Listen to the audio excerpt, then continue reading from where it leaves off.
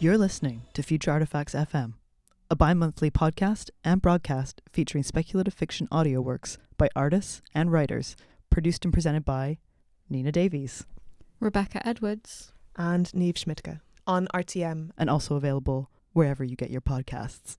The programme focuses on fictional works intended for broadcast to carve out a better understanding of the now by exploring various interpretations of the future. Together with guests, we discuss the mechanics of different types of storytelling to reveal the complexities of contemporary culture. Let's get started. Let's get started. Let's get started. Let's get started. Let's get started. Welcome back to Future Artifacts FM, episode 32. As per usual, I'm your host, Nina Davies, and I'm here with... I'm Rebecca Edwards. And I'm Niamh Schmidtke, and we're here today with the wonderful guest Rhys Morgan. How are you, Rhys? Hi, yeah, I'm good, thank you. So just to introduce Rhys, Rhys Morgan is a queer interdisciplinary artist and curator based in Plymouth in the UK. His work explores queerness as an operative in everyday experience and the expectations, possibilities and limitations of how this is expressed. Being based in the southwest of England, Morgan's work often reflects on the heritage and experience of queer people on the peninsula. In 2023, he completed the MFA Fine Art at Goldsmiths in London, being selected for Bloomberg New Contemporaries the same year. And he recently worked for the National Gallery with conceptual artist Jeremy Deller as one of 4 national assistant curators to deliver Deller's 2025 work, The Triumph of Art. And we're speaking with Rhys as part of our current mini-series As a Chorus. And we're really excited to speak about this specific work called Seaweed in the Fruit Locker. But to introduce you back, if you haven't listened to the other episodes in the mini-series, this As a Chorus points to the group of people who may sing songs together and the impact the repetition of a chorus in a song has on its listeners. Singing together has long been used as a tool for synchronization in workplaces, from sea shanties that coordinated sailors' movements, such as what we're listening to today, to field song that kept labourers in rhythm. These occupational songs don't just pass the time, they harness the physical power of music to move ships, shape tasks, and unify collective effort. We're particularly excited to have Rhys on the show because, everyone may know now my obsession with choirs, and the project that we're talking about today in particular is looking at kind of how a choir can exist within an art practice or be an art practice, sort of what are the boundaries and the blurred boundaries of those things? Do they need to exist? Rhys, this work, Seaweed in the Fruit Locker, that we're showing today is also, if I understand correctly, is the name of your choir or sea shanty group. How would you describe that? Yeah, that's right. Most of the time they're called groups or crews, but yeah, we call ourselves a choir. It's just to be belligerent. This is like a group that you started as sort of an art project, but it's kind of has ended up having a life of its own. Yeah, it started as a commissioned work, and then has just kind of carried on and become its own moving, fully automated beast. It's amazing. What we'll be showing from this work today is 3 selected songs, and what we're going to do is we're going to play one now, and then we're gonna kind of reveal each song as the conversation progresses. Before we listen to the first one, is there anything else that you want to say for listeners? I suppose actually, certainly with the first song, but also in general, I think it's interesting to think about place in terms of being based in Plymouth, and a lot of the songs being written by people who are living in Plymouth. Like, they're not necessarily always written about that place, but it's just interesting to think about that relationship of coastal and being a coastal city and what that looks like. Imagine the wind and the salt, basically, as you're listening to this, and probably that feeling a little bit too cold, but still being embraced by it somehow. Yeah. The first shanty we're going to listen to is called Lion's Den. Do you want to maybe briefly just introduce what it's about? Yeah. So Lion's Den was the first song that was rewritten for the choir. I rewrote it quite early on, and it's rewritten from Rio Grande, which is a traditional shanty, and the inspiration for this is from a place in Plymouth, a kind of seafront men's bathing area that has been there for a very long time and is now kind of quite dilapidated in terms of its structure. It's just a long, notorious cruising site and has had a kind of quite an interesting history and has been kind of parts of it have been kind of like clamped down in the past with area. There used to be a kind of network of tunnels that kind of stemmed from it that all got kind of concreted in the late 90s. And so I wanted to immortalise it in a shanty that uses Polari, very, very filthy words in Polari, to celebrate that space and, as a kind of, a piece of queer heritage and, one that's at risk of loss, Polari is something that we will get to as well. Yeah. Just to say that. But yeah, we hope you enjoy this first one, and we'll see you back here in about 2 minutes and 10 seconds.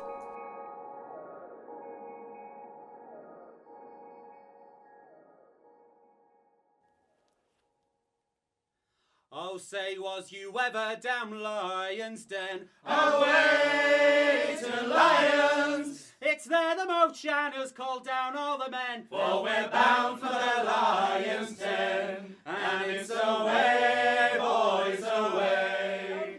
Away to Lions! Farewell and ahoy, my Bonarac boys, and we're bound for the Lion's Den.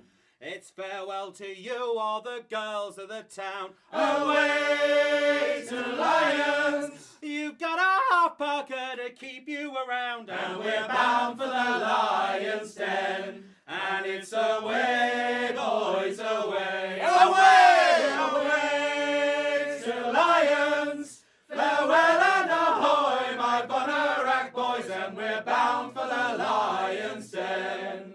She's a deep water ship and a deep water crew. Away to Lions, where the black market queens will have full of her too. And we're bound for the Lion's Den.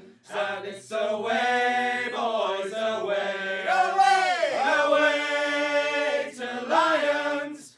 Farewell and ahoy, my Bonarac boys, and we're bound for the Lion's Den. We were sick of the plate when Maria was gone. Away to Lions, and driving his packet to Java along. And we're bound for the Lion's Den. And it's away, boys, away. Away! Away to Lions. Farewell and ahoy, my Bonarac boys, and we're bound for the Lion's Den. And it's away, boys, away. Away! Away to Lions. Farewell and ahoy, my Bonarac boys, and we're bound for the Lion's Den.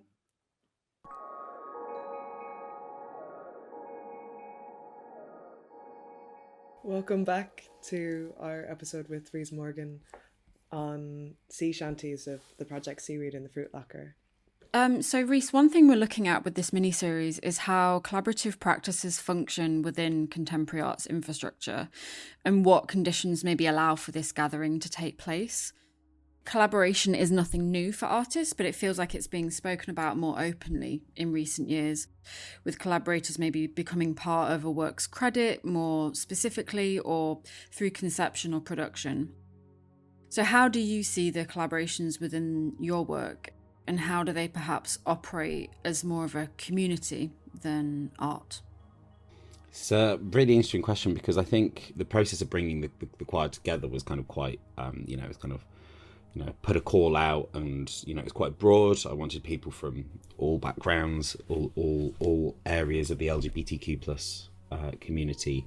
And that was just because I wanted to make sure as many voices had the opportunity to kind of be platformed in that as possible. Like, I think as queer people, I think visibility is our kind of greatest asset really at the moment. And I think, and then not that that's easy as a white, potentially cis presenting gay man to kind of go, you know what, we just need to be more visible, but because it's not, I know it's not as simple as that, but I also know that you're not in a major city, you're not in London, or you're not in Manchester, or I feel like often queer culture sort of revolves around kind of coming to some kind of center in order to find your community. So if you're somewhere in Plymouth, if you're in Plymouth, for example, as well, that visibility feels much more important because the concentration is usually less. Although you've said different to this before, you said kind of because it's university town, Plymouth specifically has a larger queer network because of, I don't know, the youth coming through the city, perhaps. Yeah, totally. And it's, it is a city, but it's a very small city, and it's a very, I don't like the word usually, but it's a very regional city, as it were. And just for listeners, I did scare quotes around that, around regional there, just because I don't want anybody calling me out on that. It is, it's a regional city in the greatest sense of it, and we don't have many queer spaces. I mean, not obviously they're dwindling across the board anyway, but no less in a place like Plymouth. We don't have, and also because I guess generationally queerness has changed as well, because those queer communities have changed. So like there are queer spaces here that maybe look a bit more like queer spaces did maybe 20, 30 years ago or whatever. Bring it back to the song that we just listened, Lion's Den. Is that, I'm assuming that's not a venue per se. I guess it's a... No, sure. But exactly that. It's a cruising site out of necessity, right? That would have been at a time. There is a fabulous gay sauna here now, but it was in a time long before there was a gay sauna here. So those sort of congressional sites for those sort of practices weren't in abundance, and so it was quite an appealing prospect for quite a broad range of people in terms of bringing together the choir. I just wanted to ask about the members in the choir and if that's a fluid thing. Are there members that have been there since the very start? How long has it been going, actually? Our first rehearsal was, I think, in the July of 2022. And then we had our first performance in the November. So since then, I think there's probably about 8 members now that have been there since pretty much the start. It's kind of great that it's a sort of community that started from an art project and then has lived on as a sort of community in its own right. How often does that happen with participatory art? Yeah, and the longevity of it as well, right? Yeah. I think other examples of participatory art that has kind of continued on, past its initial sort of delivery, is quite rare, and more often than not, it's normally where participatory art has kind of met groups that are pre-existing and have kind of co-opted is a problematic word, but you know what I mean. They've kind of brought them in to work with them. I'm thinking of an example like the Fairy Brass Band from Manchester, who Jeremy Deller worked with to do acid brass. They carried on performing that years after and still do to this day, but they were a pre-existing group, so it's not, he's worked with them. But I think in terms of the kind of the community being set up, I think it's quite rare, apart from maybe where it's a more deliberate art practice, like a Ray Collective or something like that, where that's the kind of intention. But I mean, in our group, it's people from all backgrounds, and I try not to kind of give them too much of the kind of conceptual contemporary art kind of framework. I try not to kind of enforce that on them too much. That's kind of my side of it, if you know what I mean. And right. their side is just to kind of be involved with it and kind of be just enjoy it and just absorbed in it and just kind of enjoy it from that point of view, and not kind of architecturalize a kind of concept around it. Yeah. Rhys, I wanted to open up a question about authorship within your work and your practice as a whole. How did you decide on authorship of the newly written shanties, and where does the IP live here? Is there a voting system within the choir, or how do you see the relationship between the choir and your art practice in these shanties? I think in terms of where the IP, it exists on multiple levels, doesn't it? In terms of, I think there's the IP of those who've written songs and what those stories are that they're telling, and often they're their own stories, or they're a kind of an imagined version of their stories, or informed by their history or lived experience. And then there's also the IP of the group together singing, if that makes sense. Kind of I think we're kind of, as one body, we're kind of we kind of share that ownership of that space together in that moment. IP is sort of a interesting concept when we're talking about sort of folk music, which in its very existence is that you want it to kind of spread. Yeah, totally. I've never set a manifesto or a set of rules for anybody to follow, but I think we all kind of come into it with a kind of mutual understanding that we want these songs to get out there, and we're quite happy. We do get requests from choirs to sing our songs. we also occasionally, it does happen, we find out that another choir's been singing our songs, and we sometimes we don't even know how it's ended up, you know, in their hands as a song, which is it's really fascinating. It happened once or twice, and you know, well, I mean, you know, there's obvious ways. Obviously, I put the songs out there. We have like booklets and stuff that's at our gigs so that people can sing along and stuff like that. But oh, so you share the lyrics? Yeah, we share the lyrics. Yeah, we try to. And when I've got the budget to get them printed, I always try and make like a printed songbook for people to join in. I love the idea of maybe somebody coming along to one of your performances, taking the book home, sharing it with somebody who they think might be interested, and then that then goes on to be in another choir. And with intellectual property, I think the IP that's really interesting within songs is the voices. So you said before that the choir is in flux, and it's maybe 10, 15 members, but it has been many more. And I think maybe the IP changes with each coming together of different people because they bring different sonic qualities or textures in their voice, right? So your version of Hellcats, for example, might be different to, I mean, will inherently be different to another choir who's got those lyrics. That's really interesting. And also because this kind of structure of shanties is really interesting in terms of how it relates to this conversation in some ways, because the tradition of shanties in terms of on boats, how they operated is you'd have a shanty man who would kind of be the lead caller, and they would often be subject to kind of extra rations or extra pay for leading the shanties to kind of keep the ship running to time. But I think what's interesting about that is that then they would obviously rewrite, as they were singing the songs, they would rewrite it to reflect what happened in their most recent port or their most recent battle or, well, you know, whatever. And in a very similar way, you know, when the crew write these songs, when the choir write these songs, they, you know, will often not sing them themselves. And so they're embodying that story themselves, which is really amazing to watch and to be part of. But then, somebody else then is taking that on somewhere else. And, you know, and it happens, you know, it's happened literally all over the world. We've had people kind of reach out from America and, you know, Saudi Arabia even. I think it was somebody reached out to me. There's something that I guess I'm kind of thinking about in that question about IP also, which you kind of dovetailed into at the end, where when it is these queer histories, these queer stories, like one of the songs we're going to listen to at the end of the episode is speaking about being asexual, which is a topic that is still kind of seen as relatively, and not really taboo, but just like not spoken about at all. There's a sense within these queer sea shanties that we're getting to understand histories and ways of being in the world that aren't well represented, but in this way are represented in like quite generally like a cheerful manner. And it's making me think about other ways, kind of moving into the next question, about the accessibility of those lyrics. You know, there isn't a sense of like, this is, you know, conceptual art that you need to walk into a gallery in order to appreciate and understand. Even you sent us on some recordings of the performances, you know, and they're not within white walls, they're in like the square, like the centers of towns and cities.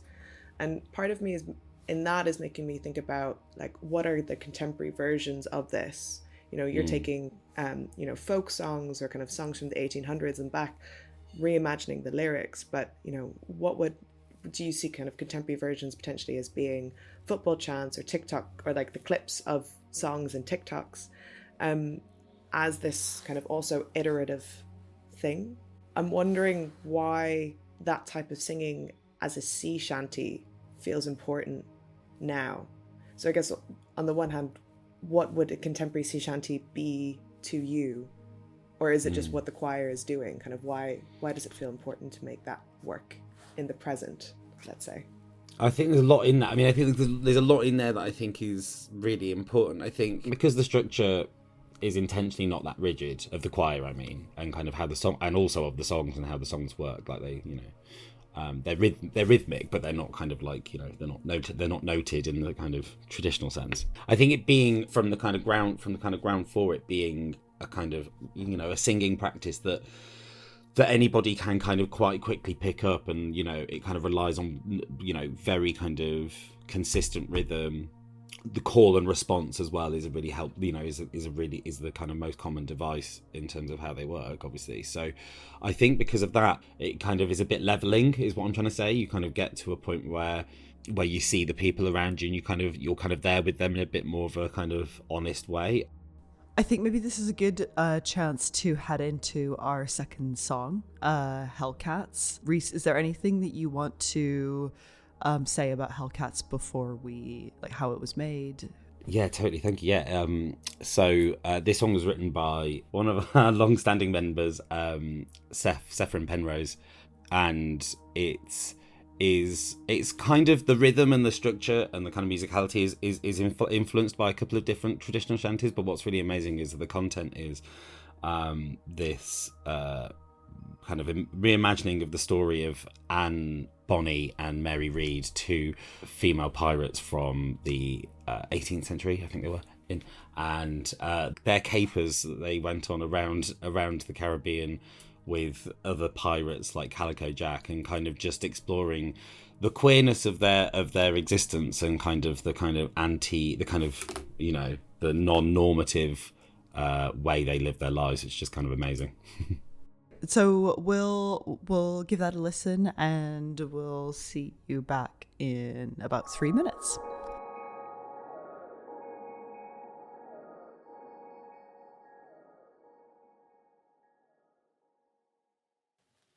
Hey, did you hear about Mary and Anne? Way, hey, girls will be boys. Bold in breeches, tough as any man. Girls will be boys, girls, boys. Mary joined the King's Navy, flogged at the mast. Way, hey, girls will be boys. Joined the King's Army, fought to the last. Girls will be boys, girls, boys. Hey! Girls will be boys, girls, boys will be girls. Way, hey, girls will be boys. Out on the high seas, it's anyone's world. Girls will be boys, girls, boys. Bow down in Carolina, life was too slow. Way, hey, girls will be girls. She ran away to sea with a no-good bow. Boys will be boys, girls, boys. To Providence Island and Calico Jack. Way, hey, boys will be girls. Jack takes boys and girls on deck and in the sack.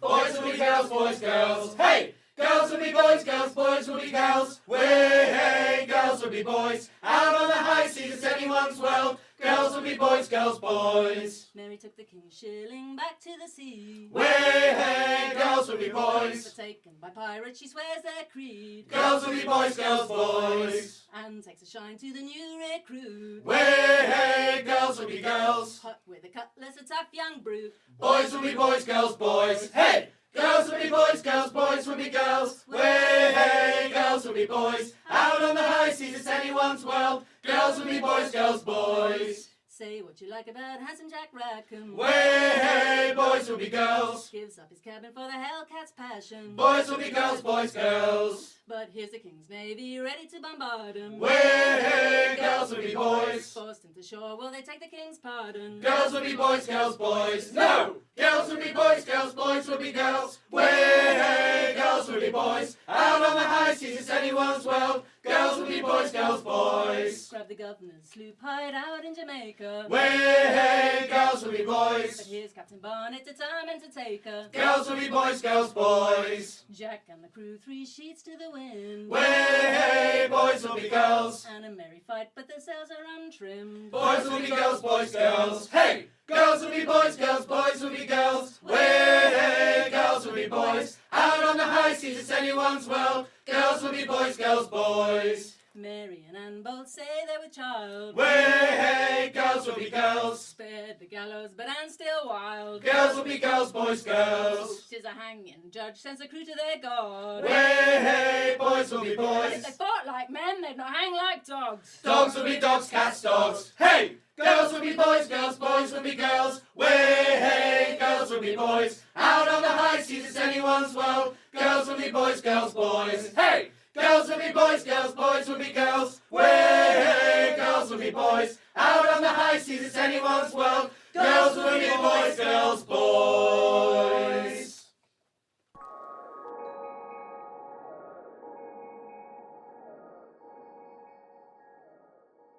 Really enjoy that one. It's got like quite a strong vibrato in terms of the call and response that we were speaking about before in the sea shanties. I think one of the things that we've been circling around but haven't spoken about directly yet is how being at sea was kind of spaces of escape for queer people historically, kind of, and thinking about that structure of the sea shanty in terms of how it would be rewritten again and again based on the crew that was singing it, as a way to foster camaraderie between the sailors. And choirs also imply the same structures of a crew or a family dynamic, and I'm thinking about that in relation to sort of this idea of chosen family. It's kind of very real practice for many queer people. I want to ask about how the dynamics of this choir, as the choir fluxes, we've spoken about this before, how does that affect how the shanties are sung? We have some recordings, right? But that's a particular time in the choir's life. Do you see those songs changing in time based on maybe your experience of them, or of new members coming into the choir, or if the choir is very, the people in the choir are very much coming from one place or a certain gender or so forth? I mean, yeah. So they do is the kind of like. The headline is that yes, they do change over time actually, and depending on who sing them, and also even the same person sing them over time. That's what actually this year I noticed it a couple, or this past year I noticed it a couple of times where you specifically notice it kind of more than anywhere else is where you start to notice people kind of start to go back and rewrite areas of their kind of like shanties that we've maybe been singing for like 1 or 2 years already, or maybe longer. And they've kind of gone back and they've maybe reworked a few lines. Or then obviously on top of that, new members have come in and new harmonies are formed in the kind of like in the music side of it. But the surprising area, but I think is really fascinating, is also how we construct our set lists when we do our performances. Because so Ben, who wrote the song we're going to hear next, he wrote this song, Tip the Brandy, which is an intriguing Polari term and is a very bouncy song, and it's very kind of boardy, and people kind of do get quite involved with it, especially when we tell them what the Polari word means. And we often kind of kept that at the end of our set list. And so and recently Ben kind of was like, I'd actually kind of rather that come earlier in the set. And it was for a number of reasons, for kind of his vocal needs, but also because of how he was feeling the response in the room as well. And I think that's really interesting, is like those are the sorts of changes that kind of happen, is kind of, it's because we're all there and we're all kind of gauging how we're singing with each other, how we're kind of harmonizing with each other, how the structure's working with one another. So we're constantly kind of adapting and kind of making those kind of small adjustments, but it can also change just from person to person. And I think that's really amazing, because in terms of the kind of chosen family side of that, like that family kind of unit within the choir, that is very much there. And I think we do end up kind of coexisting in that way and looking after each other in that sort of way. And it's not like there's not necessarily kind of like a structure to that in a kind of hierarchical sense, but just more in a sense of there's a mutual kind of sense of how we look after each other and how that comes across in the music and what that means in the music. Because also it can also be on the space, in the space that we're performing, that can change it as well. If one venue or one kind of crowd, one audience kind of feels a bit more kind of, let's say, not that supportive, that can really affect how the songs happen, but also how we work with each other to make them happen. And there's often a lot to wash up after kind of big gigs, especially at kind of like festivals that kind of aren't necessarily specifically aimed at queer audiences. Because you come across some stuff. Yeah, I can well imagine, and things that people think are not derogatory or not cruel, but quite sinister undertones. Been stuck in many a conversation. One question I have is, with the writing of the sea shanties, how does that come about? And so kind of, obviously the first shanty we listened to was one that you wrote, and was kind of, I guess it feels like part of the initial proposal towards this project as an artist project that is also a choir. But then Hellcats was written by members of the choir. Do the members suggest that they want to come and write something? Do they approach you? Do they just do it? Like, how does that... Because it's not a hierarchy, right? So... Yeah, no, exactly. So we haven't done for a little while now, but we to begin with, and for a long time we kind of would check in and have kind of like writing sessions together where we would come to a table and just kind of bring any ideas we've got for songs that we, I want to write a song, about this particular song. I wanted to write a song about lions then, and I took that into one of our kind of workshop groups, and I was kind of like, when I was trying to kind of resolve some of the lyrics to just kind of like sound it out with people. But also a lot of them, and probably the bulk of them, up to now, have happened just people have kind of brought, like literally, I've kind of just encouraged people to write, and they've brought them to choir, and they've kind of gone, okay, I've written this song. And the number one way I always suggest to people of writing is I kind of go, well, go away and find a shanty that you really like, and then maybe use that as a way of, and use that as your kind of like framework, and then just completely rewrite it. And that's I will, and different members will actually kind of also go and do workshops with different groups as well outside of the choir, and kind of that will be our kind of methodology. We'll kind of go, here's this shanty that's kind of got quite an understandable rhythm, or kind of, or structure, and write it about something that that comes from your lived experience. So that's often how that happens. And but I think what's amazing is that then we do have these moments of kind of like writing and rewriting together, and that happens as a deliberate thing, as a kind of like a setup thing, but also it happens just as we're rehearsing as well. We'll just go through and we'll go, oh, actually this line's a bit clunky, and what if it was this as well. Yeah, exactly. And also because we're also learning of each other as well all the time, in terms of what language we should be using with each other, and what kind of what things are important for us all to kind of talk about in terms of where we live, or how oppressed we are as a community. This kind of brings me on to the next question, which is more around, I guess, kind of the social currency or trending of shanties in recent years. In 2020, 2021, Nathan Evans posted his reworking of the Wellerman on TikTok, and it kind of went viral, and lots of people were duetting him and remixing him, kind of doing a similar thing to what you just said, like adding their own lyrics, changing things for the shanty to make sense to them. And as when we were talking about inviting you on, it made me think about all these other times in my life that I've heard shanties, but specifically more in recent years. I feel like it's had quite a resurgence since lockdown, I would say, in things like TikTok, but also in video games like Assassin's Creed Black Flag. I don't know if you've played it, but it's quite incredible. You collect shanties by finding lyrics to them, and then they help I don't know what the term is, but they help to kind of elevate your experience of being on a ship in the game. That they're sung on the ship. They're kind of these collectibles that you have. And I was also thinking about, I mean, you will probably remember this, but that meme of these 4 kind of lads in skinny jeans with that sea shanty that felt quite derogatory, I suppose, towards the culture of singing in choirs, but also more specifically to shanties.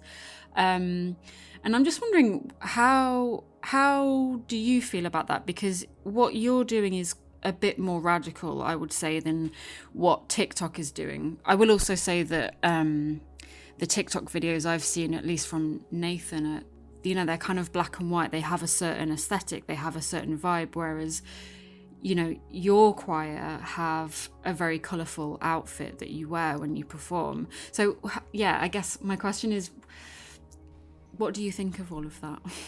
Yeah, or like where does, like, in the cultural resurgence of sea shanties, where do you place what you're doing within that world where they're starting to resurge? Totally. That's so great. There's so much in there that's so great. Not least the Assassin's Creed thing, because I didn't know about that, and then it came up in my research, and I then I then bought it because I not long previous to that got back into PlayStation as a thing, and I was quite blown away because and it also taught me a lot of shanties that I'd not heard, which we now sing in the choir. so it's quite an interesting device, and because I don't engage with TikTok particularly at all. I've never, it sounds really bad, but I don't really understand it. So I didn't, it kind of passed me by. I'd heard Wellerman, I'd heard that being remixed. I'd seen the meme of the guys in the skinny jeans. When I started doing the research for this project, I came across this term shanty talk, of this kind of like moment that shanties had on TikTok, and I was like, oh, okay, so that's where this Nathan Gilgox, that's where he fits in, and just to kind of, just for any kind of shanty purists out there, I will have to point out that Wellerman is actually a wailing song and not considered a shanty. So there we go. But you're right. But that was the moment, and that was something that kind of was really huge, and I found it really kind of confusing. Not confusing, but I found it kind of interesting because there was something about it that kind of, when all of that was happening, there was something about it that seemed like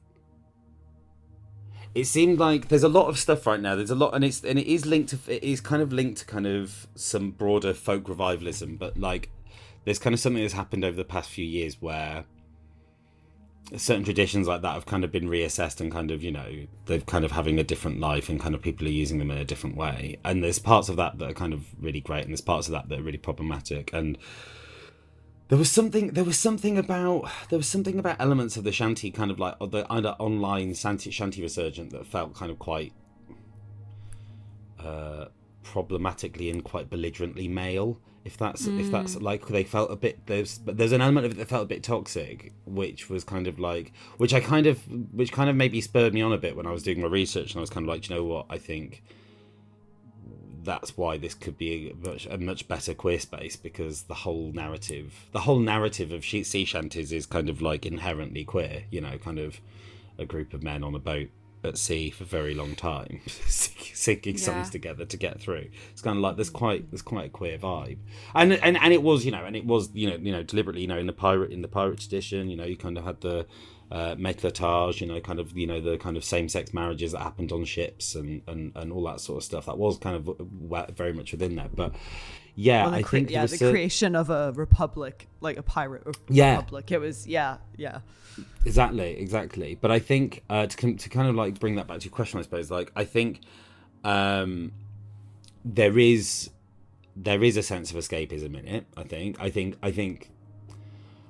And or maybe, if not, at least there's also something maybe to be more kind to it. Maybe it's about being hopeful, or maybe it's about being kind of admitted, like kind of being aware of kind of like the challenges that face us kind of in the real world right now, geopolitically and everything else. Kind of like actually looking backwards to those sorts of like potentially nostalgic kind of folk areas of folk revival, like. They offer us a chance to think about a time where we didn't have that worry, and the worry was very different, or the kind of I think there's a lot of that in there for me. I wonder if it's also because the lyrics almost kind of wash over you. When I'm listening to them, when I encounter them, it's very much like da-dum, da-dum, da-dum, da-dum, and you kind of get into this flow, and it's like, I don't know, there's something about it's hypnotizing the way that they are sung. Yeah, it's hypnotizing, especially like the harmonies and stuff. I think people are just generally, they're just quite pleasing to listen to as well. So it might just be as basic as that, is that they're just great to listen to. When someone can sing really well, or can harmonize well, or is in rhythm, there's just something about that is nice to listen to and be part of.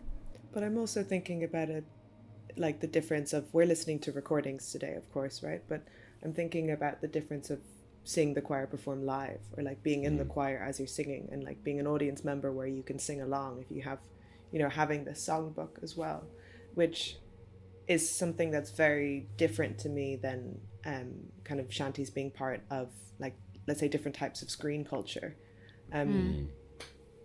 There's kind of like something that breaks it out of time, perhaps, in a way.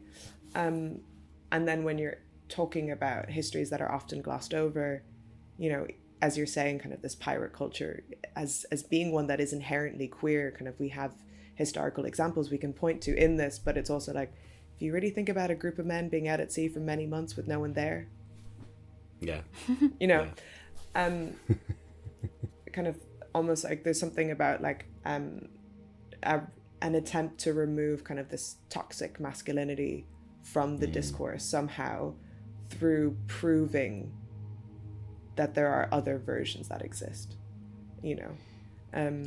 There feels like there's something about what you're doing is like sort of reclaiming like the shanty in terms of like a queer history, but also like in Rebecca, your example in Assassin's Creed, while it not like also this like I don't know, also this idea in like I guess like online video, like virtual culture is like also this idea of capitalism, like the idea of collecting, like sea shanties as being something you collect and hoard or whatever like that. So there's like you're kind of trying to bring it back to what it was doing. So I think there's sort of something about a reclaiming of it.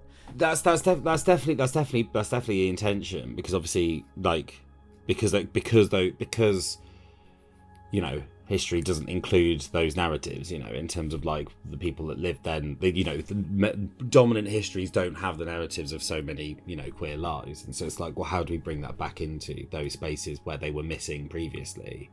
And there's something utopic about that, right? There's something kind of like there's like a reimagined future or a reimagined present, I suppose, as well, or reimagined history. Past. Yeah, exactly. Yeah, quite. Like it's about kind of like kind of taking that on and kind of going, okay, this, and you see that, you know, as it happens in practice. You know, you go to kind of we go to like sea shanty festivals, and you know, we're the queer group, and kind of people take that in different ways. You know, we're kind of there in, you know, these kind of like you mentioned, like we have these costumes that kind of quite deliberately use the kind of trans pride flag colours from, you know, obviously from a perspective of, you know, wider solidarity, and it's, you know, can be quite confronting for some audiences, and that's cool, you know, because we're kind of taking that back from whatever their kind of like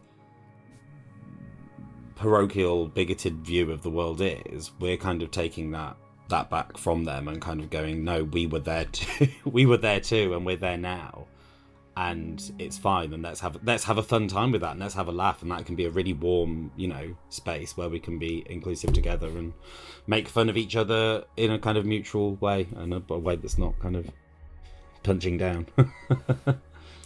Something that I'm really interested in is also like the physical power, like historically, of a sea shanty, like the idea that a song can move a massive ship, and that's sort of like, I guess, the use function of a song. And like it's like such a great example because it's so physical and it's so material. It's not about, you know, the power of winning over people's hearts, which is sort of what I guess what we've been talking about in terms of like the sort of lulling or like hypnotizing that a song can do, but also that you can sort of hypnotize the materials, I guess, as well.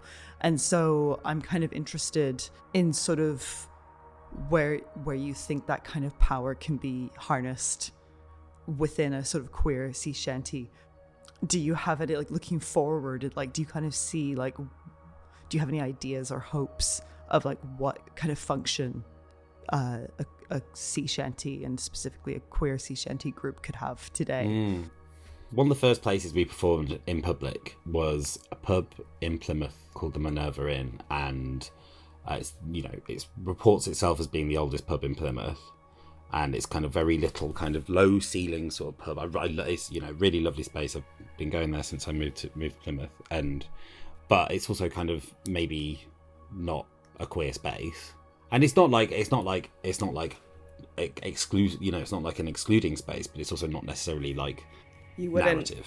You wouldn't make out with your boyfriend there, basically. No, exactly. No, exactly. And although I am talking about a few years ago, and actually maybe now it's a bit different. I don't know, but like in terms of what the vibe is there. But so I kind of went into that. I wanted us to perform there because I loved it as a space and because it kind of had the right vibe. But I went into it with a little bit of trepidation because I was like, I don't know how this is going to go down. And what was really amazing was afterwards I was outside and this woman came up to me who was a regular there and was of an older generation, and I was really bowled over because she was like, "Oh, this is so amazing to see. You guys are kind of you're so funny, and it's so amazing to see young people do this and bring these traditions back in this new way." And I was like, "Wow, okay, that is not the reaction I was kind of like anticipating from this space." And that's kind of really amazing to see. Is kind of how it upends my my expectations.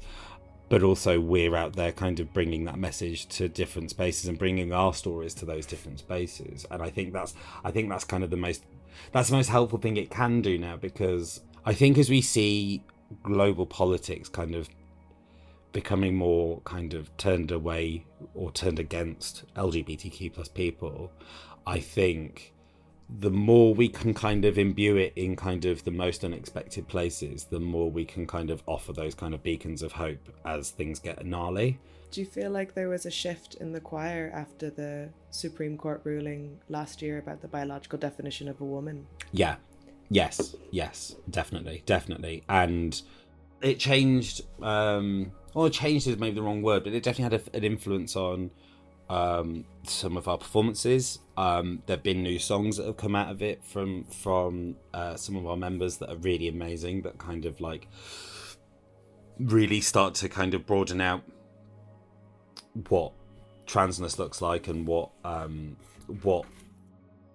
limitation on kind of an understanding of gender actually can do, and what that can do to somebody's life growing up, and what that can do to a person as they kind of grow into themselves. And that's a really amazing thing, because that we're able to express that, and we're able to come together and share that story and then take that out to audiences, and that's quite empowering. I wonder if that's a good point to move on to the third and final shanty that we're listening to today. In terms of thinking about how these shanties provide spaces for the varieties of representation of kind of what it means to be queer.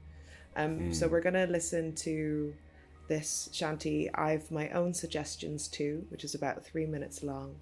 Is there anything we should know about this shanty before we listen?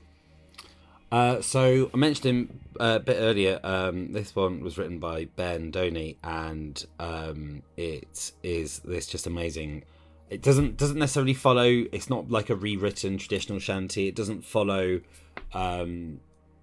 It doesn't follow any kind of like. No, it does, but it's not obviously in a kind of like shanty form in terms of like the tone of it, but it's a really amazing expression of kind of the experience of being an asexual person, and kind of what that looks like in the world, and kind of what that looks like against a kind of hypersexualized background in terms of like what backdrop. Sorry, I mean in terms of what that can be like. So yeah, it's really great. Great. So we'll listen to that, and we'll see you back in 3 minutes.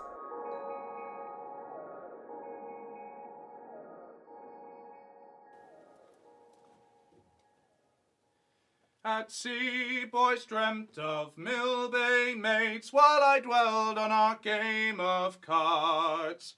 For it seems I drew the ace of spades, not the randy jack of hearts.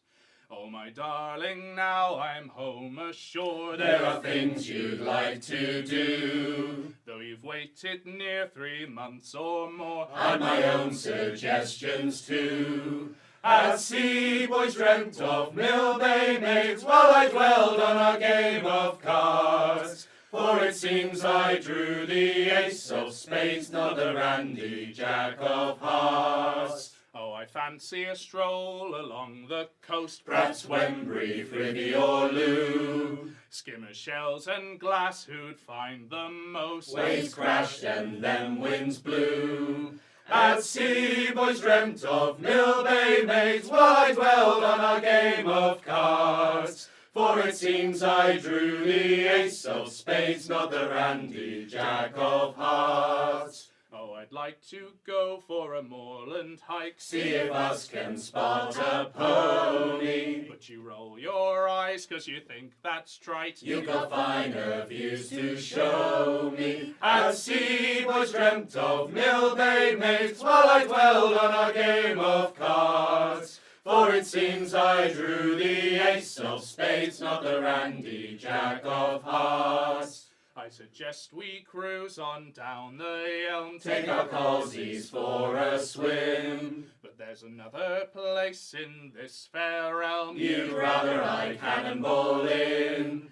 At sea boys dreamt of Millbay mates, while I dwelled on our game of cards. For it seems I drew the ace of spades, not the randy jack of hearts. I'd rather learn how a pasty's made. Watch a baker knead the larding, I've no interest in your linen's grade, nor a wander through your garden. At sea boys dreamt of Millbay mates, while I dwelled on our game of cards.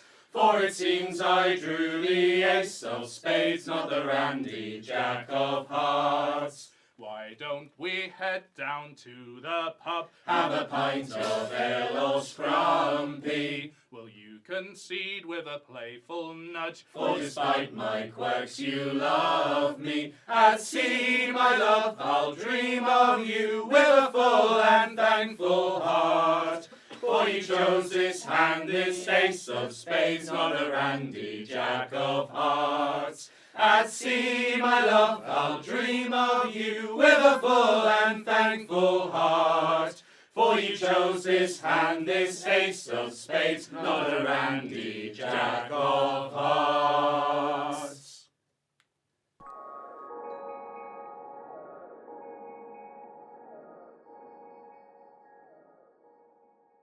Welcome back, and thank you to listening to I've My Own Suggestions.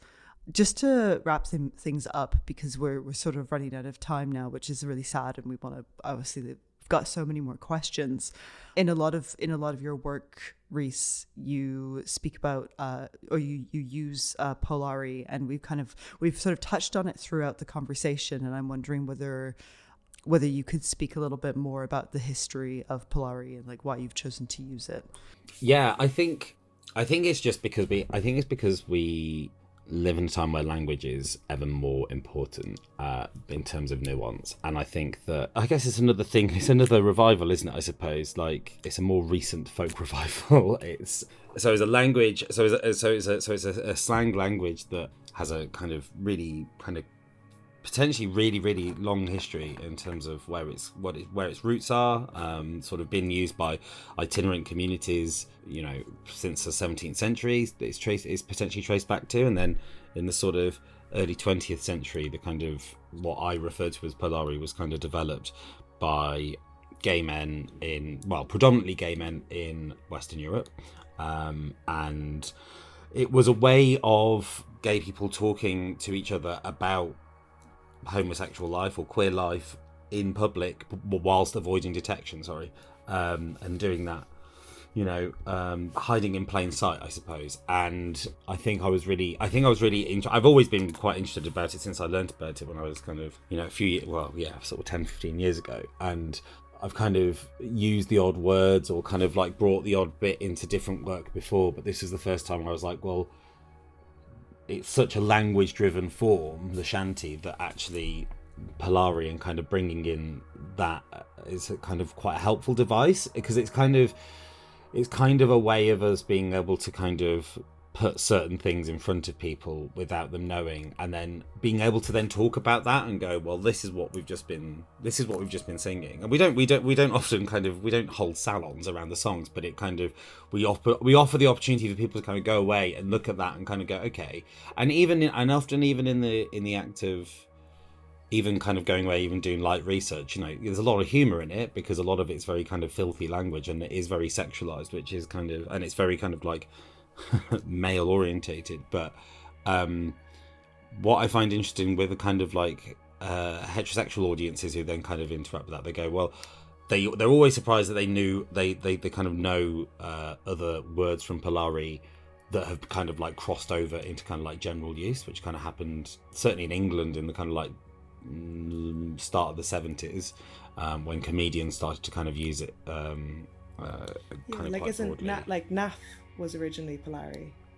Exactly, naff was originally a Polari term, exactly. And do you know what though? It also reminds me of algo speak. So like using, instead of saying sex, it's SEGGS. Like it feels like sure, algo speak is like a modern day Polari or something. Like that's interesting. Like That's really interesting. avoiding getting shadow banned, but then in this case Yeah, it's yeah. avoiding being arrested. killed. Yeah.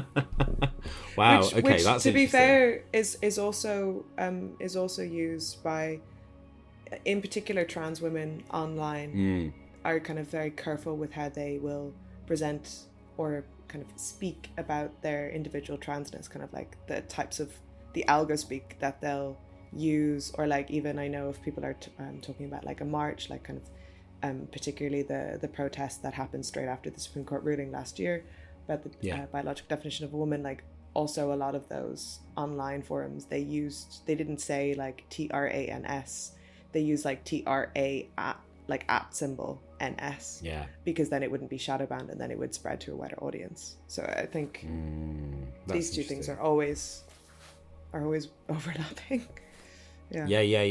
Yeah, no, that's really interesting. And I think comedians like Kenneth Williams in like the sort of late 60s, early 70s used like, it's just interesting you saying that, kind of used Polari in a kind of almost similar way, where they kind of used it within their comedy, and there was kind of like a campness kind of within that kind of like meant that they kind of got through, as it were. They kind of like, society kind of accepted the humor in it because they kind of could go, oh well, that's kind of like camp and therefore it's queer and it's different, and so I can laugh at that because it kind of like, because I feel like I'm laughing with them, right? And I think that's really interesting, because I think I still see that in our audiences now, where they recognize words or whatever, they kind of, there is an element of kind of the kind of straights in the room kind of like laughing along, but like whether there's a kind of like sense, whether there's a slight sense of nervousness in that laugh, I don't know always, but like there is a kind of like, or whether they're just laughing because everyone else is laughing. exactly. Or whether they feel like genuinely, oh, I'm being shown something here about your community that kind of is very for you, but you're letting me in a generous in kind of like a generous act, which, you know, there is an element of that too. Like I kind of, you know, I think the deliberate act is to kind of open out, you know, like the queer community for us to be visible and to not be kind of like, not, you know, to kind of like not judge someone for what they don't know.